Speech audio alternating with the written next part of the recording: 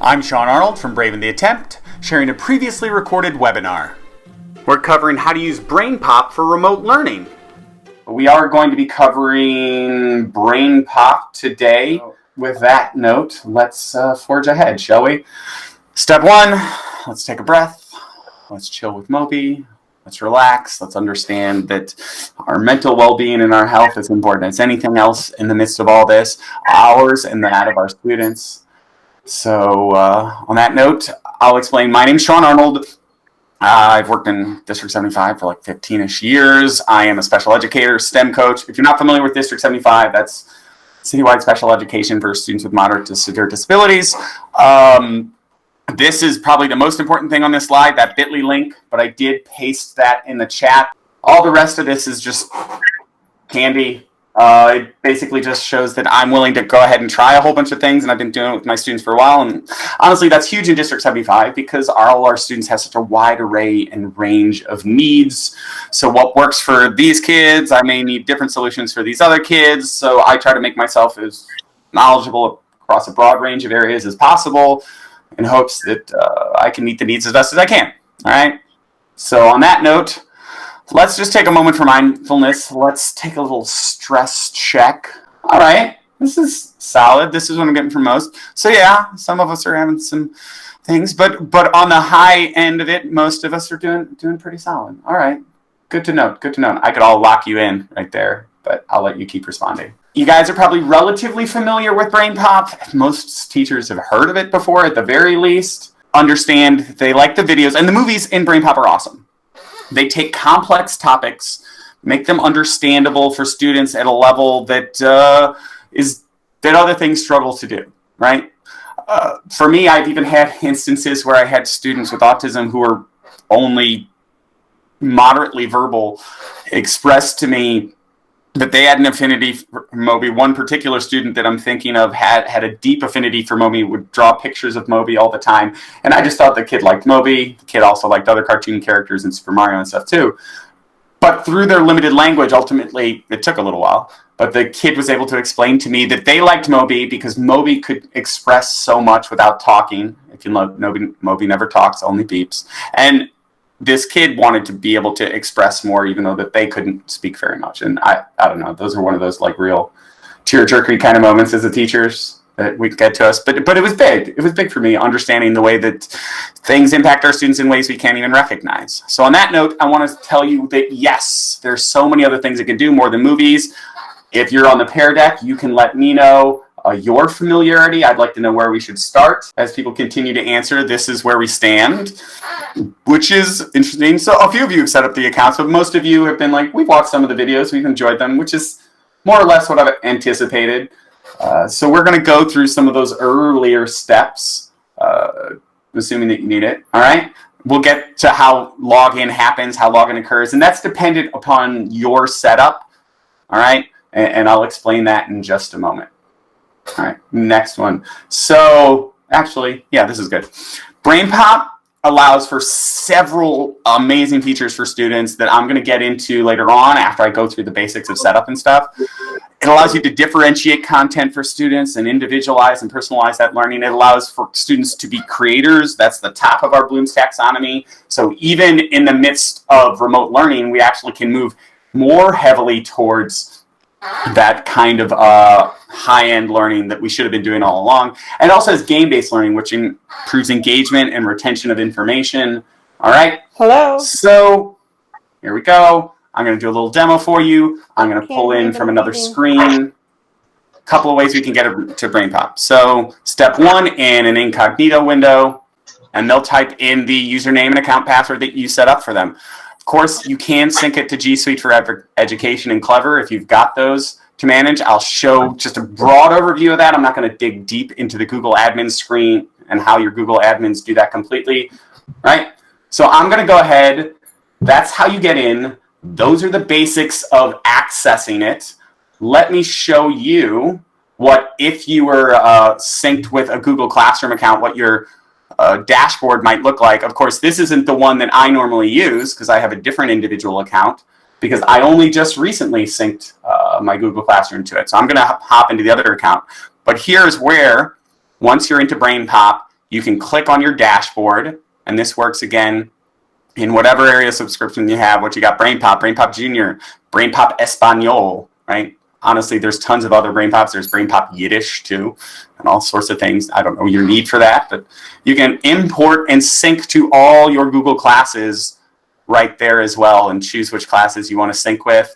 You automatically have all your students. You automatically link to your scores. But I want to go and show you why any of this is valuable and worthwhile. So I'm going to forge ahead in this presentation part. Let me open that up and let that person in. And talk about what your learning options are inside of BrainPOP, okay? And then walk you through how you can create and differentiate and push those out to your individual students' accounts, because that is the goal, okay? If you, like I was saying, want those individual accounts and you're in District 75, just send me a message in Teams. Go to Teams, look for Sean Arnold. I'll be there. I'm in the DOE, same as the rest of you. But when you go to an initial video, you have all these other options. Yes, there's the movie. And yes, you're probably familiar with the quiz and maybe even the challenge, which is a sort of different assessment piece that requires a little more complexity than some multiple choice. But there's all these digital creation tools, everything from Make It Map, which is a visualization tool. These go for BrainPOP Junior too, yes. Some of the options are slightly different and easier because obviously the vocabulary things will automatically read to the students, but they do have Make a Map and Make a Movie where the students can go ahead and create their own movies. They can code to design something, and then they can even play games and things and go into extended readings. Some of those link to places like Newsela and stuff like that. All right, so on that note, I want to say, in case you're wondering why games, this is a passion point of mine. Games for learning are incredibly powerful, right? They are giving us that creativity piece so much, especially in District 75, but throughout all of education, lives in the world of external, extrinsic motivators. This takes us away from that. And to be more specific on that, yes, it is about this mind shift. If you're not familiar with these guys, along with other awesome historical figures that you can learn about in BrainPOP, Jerry Lawson, if you're into games, is the father of the cartridge that you used to, or basically the gaming console, essentially, because prior to that, every game was its own giant standalone machine. And he created these cartridges so that you could switch out. Everybody maybe remembers Atari or Nintendo or Sega Genesis or whatever generation you're from. Maybe now PlayStation and things like that are what you know. But the fact that there are individual apps in the App Store and all that kind of stuff are, in a lot of ways, thanks to Jerry Lawson. So cool on him. So in that same way as we're learning these interesting facts and connecting to them, this is that sort of mind shift in learning, taking us away from, hey, I got a bucket of information I'm just going to pour into kids because I know stuff that you need to know. I don't need you for that, right? Especially when kids are at home. Google exists there still for most of them at home. They can still watch a YouTube video to learn how to play the guitar or ask Siri what 9 times 7 is, right? Or Alexa, or whatever they got there. We are those guides down pathways. We can differentiate for them. We can help guide and focus their learning. We can help take them in a place that they might not have gone on their own, or help scaffold it so that they can reach a place they might not have otherwise been able to reach. That role of a teacher is still of great value. That teacher can survive said robot apocalypse. And maybe if you're nice to Moby, he'll be good to you in that robot apocalypse. I don't know. But that just goes to the whole idea of 21st century learning. If you're not familiar with that, the 7 C's, you can learn more about that. I've linked to that agenda. I'm not going to spend a lot of time on it. But these are those skills, none of those C's being content, that you can dive into with your students through creative exploration that are inherent in that. And yes, you can teach creativity by allowing opportunities for it. What it means is that wherever your student's going to be, working at McDonald's, if those jobs still exist, at an assisted living center, or working at Google, they are going to need to be able to communicate. And that doesn't even just mean with words. If we have students who are nonverbal, whatever method of communication that is. In this format, a lot of times it isn't words for us because we're texting and we're chatting and we're doing all this other stuff. They need to be able to collaborate and work with others in whatever manner or capacity that they can, right? And those bring about these other things. It brings about the behavior in students, boldness to take big risks and have these sort of moonshot ideas, resilience when those ideas don't totally work. especially if we're doing awesome game-based learning, right? And then the reflectiveness on what worked, what didn't, and make it better for the next time around. That's what iteration learning is about. And yes, BrainPOP and BrainPOP Junior, they're both free at this time, the whole BrainPOP suite. And for me, the big parts of that are it is meaningful, motivating, and made for all. And what I mean by that is or personally meaningful to that student, connecting to them where they are, who they are. A lot of that in this time is going to be that social emotional piece. It's intrinsically motivating, and I'll speak more to that as opposed to external stuff. And made for all, it's got to be accessible, and there's tons of accessibility pieces built into BrainPOP that I love. There's a lot of cool things about games and learning and this kind of learning and sort of hands-on constructive learning. I'm not going to go ahead and read a boring list to you. The most important ones for me, though, are that intrinsic motivation piece. Moving away from here's a sticker, here's a Skittle, here's a grade, which only is motivating to a certain degree and only for productivity and only in the short term.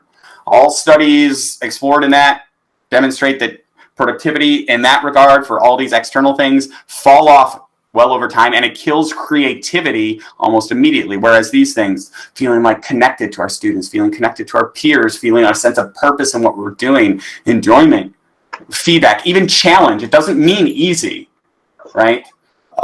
And to that point, it's not, this is a quote from Seymour Papert. If you're not familiar with Seymour Papert, the father of constructivist learning, Piaget's sort of guru, the guy behind Lego, electronics, the guy behind logo coding and all the kind of scratch stuff we do now. It's not about being easy. It's about being engaging, right? People don't quit video games because they're too easy. Because they're too hard, generally. They quit them often when they're too easy. They're too boring. They're willing to forge ahead and go through. I mean, look at Flappy Birds as an example, all right? But on that note, hard fun, yeah. Seymour Papert, thank you. Those same students are willing to take in Minecraft or in Super Mario, fall down that pit 15 times, ready to jump a 16th. I'll jump half a second later because I learned I jumped a little too early last time. That's literally what learning is for students. Taking the knowledge we've gained from certain struggles and failures in the past and taking it in the future. All right. So I'm going to get into some examples of that in BrainPOP. That just shows an image of the different kind of games that they have. But I am going to open up this over here on my screen, bring it over. So here I am. I'm in BrainPOP. I'm logged into an individual account. I am going to actually... Oop, that one's not logged in. And go to a specific video on... the coronavirus, which is one that exists there. Also, ones I might recommend in this time are the ones on mindfulness. There are ones on depression. There's ones on a variety of social emotional learning pieces, as well as all those content area ones you might want. There's physical education ones, if that's something you really need to dive into with your students, if you are the teacher responsible for that. So here it is. You guys get the video. I'm going to play just a brief moment of it in case you're not super familiar and show you some of the features of it. Let's make that full screen. Let's hit that play. And also show you that there's closed captioning. Nothing like an early morning jog.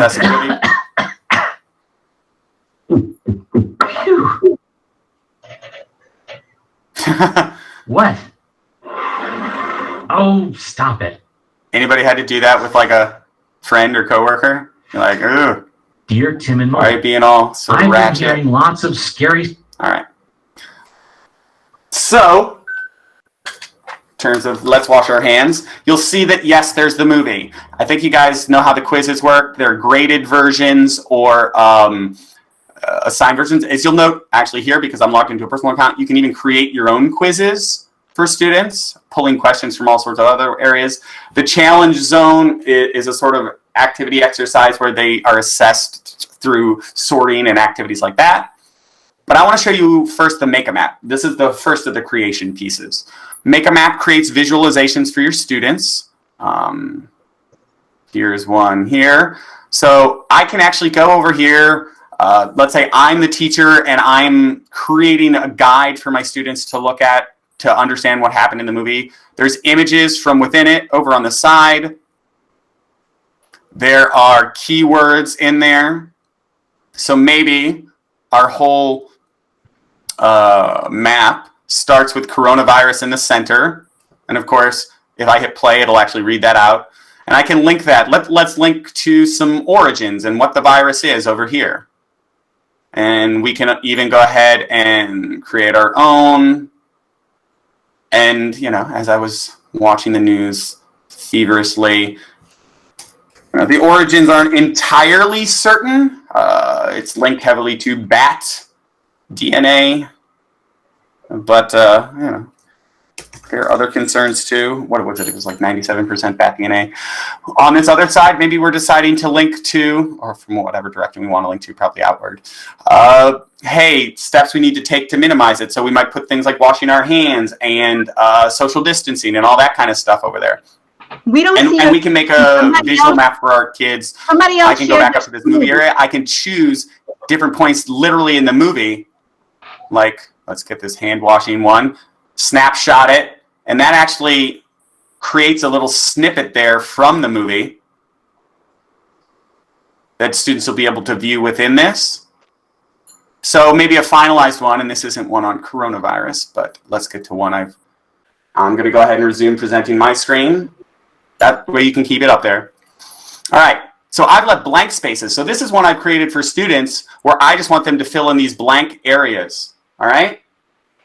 It's important to note, yes, I can go and I can assign this to students, clicking the little assign button. I'll get through assignments in a little bit. Or I can literally just assign it in general and have students creating their own maps if I want them to show me their understanding through the visualization of it. All right, so that's essentially how a make a map works. Again, I'll walk you through how we can assign those and all that kind of stuff in just a little bit. I want to show you a little make a movie. So make a movie is our visual presentation version of it. And there it is. Now I'm going to go ahead and edit one that I started already, but I'm going to show you how we make new portions of a movie. Oop. Yes, I want you to use my microphone. So I'm going to go ahead and add a scene. You can add tons of scenes, up to 20. I'm going to grab a couple of little images here just to describe the spread of the virus. I want to go ahead and add a background just so it's not so boring. And maybe because this is, I don't like that. How about more like that? There you go. Let's go ahead and write. Let's get some, let's get a text box like this. Type in how it spreads. Cool, I'll put that there. Now I can go ahead and add sounds. And I can either record my own voice or use the computer voice, which for your students who aren't comfortable sharing their own voice or who are nonverbal and are capable of typing in, watch how quickly it spreads. And I'll have the female voice for now. And there it is. And all right, I added that audio. I can even draw on it. I'm going to go ahead and get a red one. Start. Just to show where it started. Of course, it's easier to draw using, say, a tablet or something like that. For students who are on iPads, there you are. Great. I'm going to play the audio and that scene, and you can continue to create them together, one scene at a time, blocking it together. It usually starts by creating a question, you know, like all the BrainPOP videos do. All right. You can create your own question, or they usually have a few suggestions. Let's go ahead and save this one for now and go ahead and preview it so you guys can see it.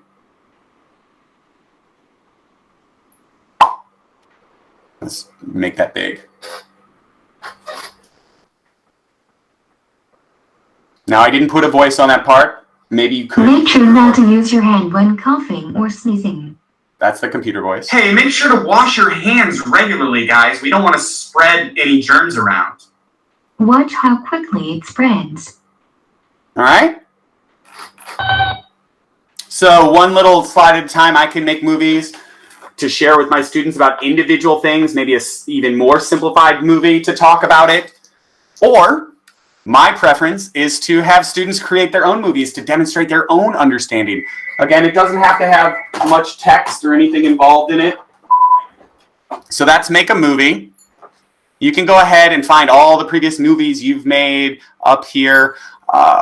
You can even download them as the teacher and download student movies to post them or share them somewhere else. Students can't download their own movies though, so keep that in mind. All right, so let's head back on over to that coronavirus zone. That doesn't sound great, but in this case it's for learning, so there we are. And again, I'll post all the agenda and information for the sheets again at the end. I think you guys understand how we can take this to next level worksheets and vocabulary. It's a familiarity I think you guys have. I am going to go to the games section. And you know what? Let's not do some coronavirus games. Let's go ahead and just do some math games because they do teach STEM. So here's what's cool about BrainPOP games. These aren't all BrainPOP games. They actually highly recommend many other games that aren't theirs, but it's a good place where it's housed as a resource where you can find tons of amazing learning games, like Addition Blocks, not theirs. But what's cool about the fact that it's housed inside, here's where you can find the original game and the developer. The fact that it's housed inside of BrainPOP gives you one particularly nice feature. So as students play, they can hit that metacognitive piece and demo their learning, hit this little camera button at the bottom, all right, as they continue to play. And I'm not going to show this game much, but cool. Trying to get 6, 5, and 1, 6, right? In this bottom left corner, they can go ahead, they can use speech to text if they need to do it. As I lose this game, I learned 3 and 3 and 5 and 1 make 6. And when they're done, they can fully submit that to the teacher. The teacher will have access and see all of those. That's not a particularly fun and exciting game for me, though, so I'm going to head back to another game. Let's just go to math games, because there are 3 specific games that BrainPOP offers for almost every subject. And as I say that, it's probably worth going back to this. Yes, there's tons of other games that they have.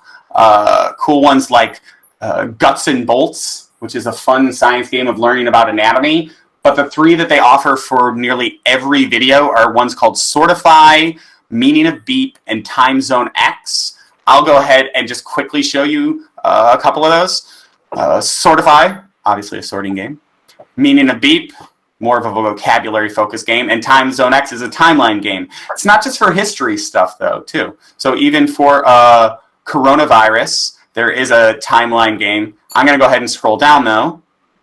Let's go ahead for math. We're going to sortify some angles. And I'm also going to play a Meaning of Beep for pi. All right?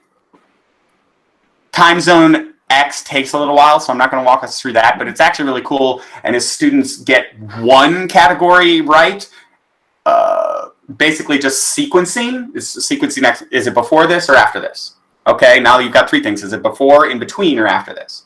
As they start to get more and more right, they start to unlock other related categories. For example, if you're doing a Time Zone X on Martin Luther King, then it would suddenly unlock civil rights. Then it might unlock Plessy v. Ferguson and some other categories. All right, let's go ahead and play. Sortify angles. So I've got a bunch of blank buckets at the bottom. I can go ahead and choose which ones I like. I'm going to do some easy categories first. These will only be worth 1 point. But I can also do some more complex ones for more points, too. All right, but for now, let's start with some simple ones. Let's get this one as well. So, obtuse and acute angles. Now, trust that I know what the difference between an obtuse and acute angle is, but I'm going to get some wrong on purpose, just so we can see what happens when students get those wrong. All right, and let's get another right one in there. All right. So when I'm ready, I think I've got enough of those that fit there. I can submit that bucket. Ooh, okay, I lost a point for the one I got wrong, and that goes back into the pile. So I can now maybe throw that into acute angles, and maybe I've decided inside of here, let's see, I don't know. Am I still agreeing? Maybe I shouldn't have dragged that one there. Let's find out. Oh, probably not. But I can continue to create new sort of ones and get as many points as I'm capable of getting. When I'm done, and I've done all the sorting I can do, all right, see my final score and how I did. And again, I can take pictures throughout. Teachers will get this data. So that's a sorting game. Meaning of beep, again, that vocabulary game.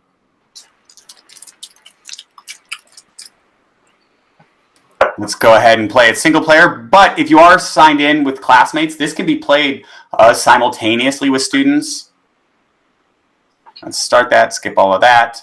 Let's zoom in a little bit. See that better? All right. So let's go ahead. We'll keep it short. 3 rounds.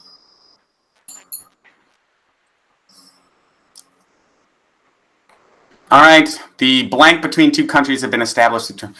I don't know what word might work there. Do you guys have a suggestion? Let's just go with connection.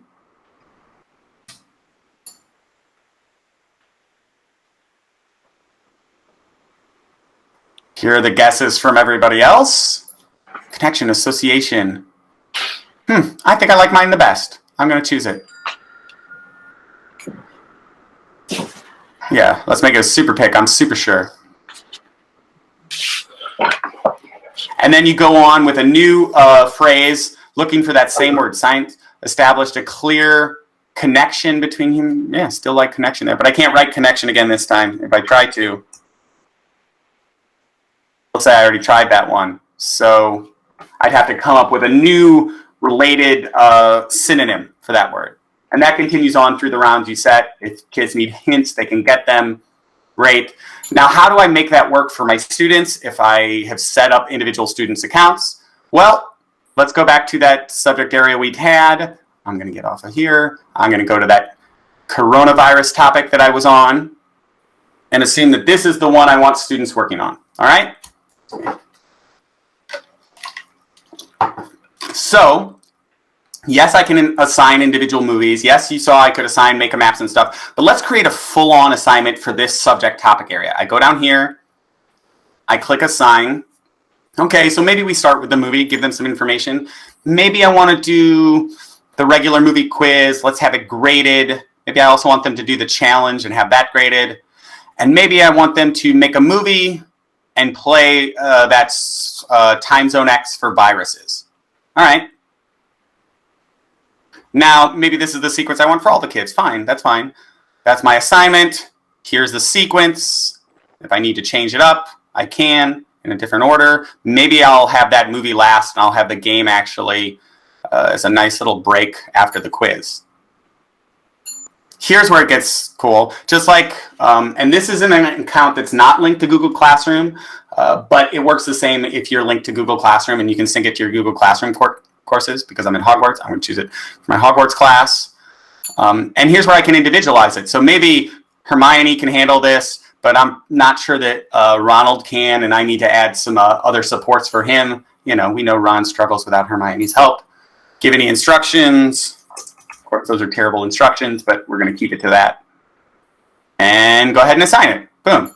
Now, we can look at it. If they log into BrainPOP, they'll automatically see that as a post to be assigned. Or if we have another method of connecting with parents through Remind or Google Classroom and we haven't synced it, we can go ahead and just copy that link in there and paste it in wherever we're sharing it, in Teams, Google Classroom, etc.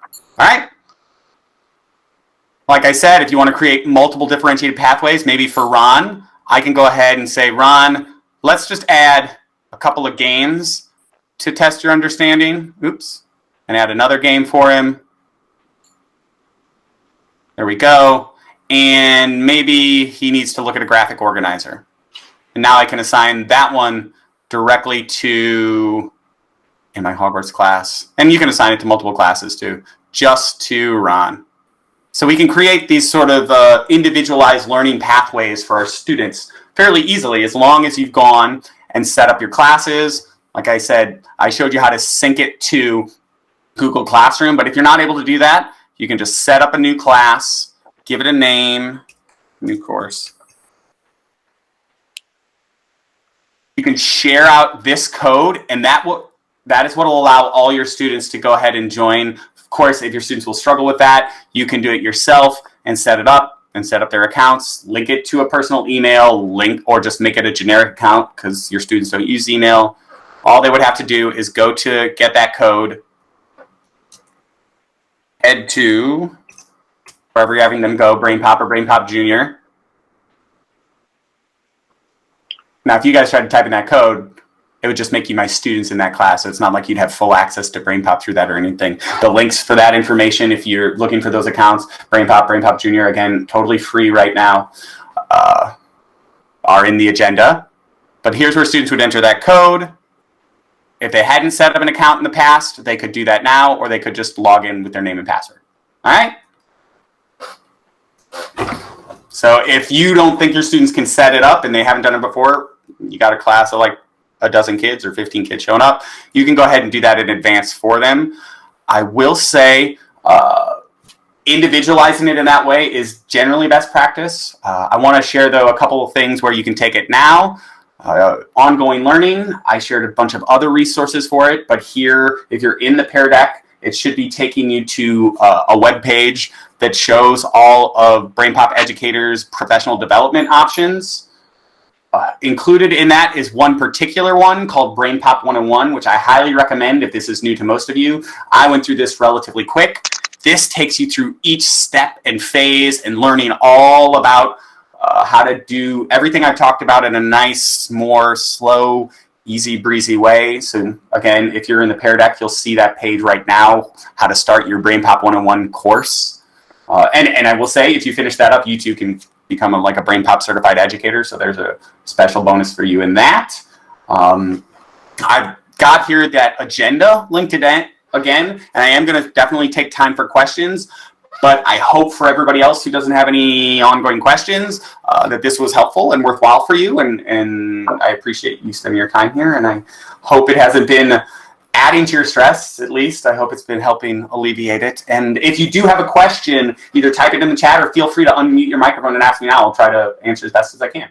And other than that, have an awesome day, guys, and take care of yourselves and, take care of your students and your own family and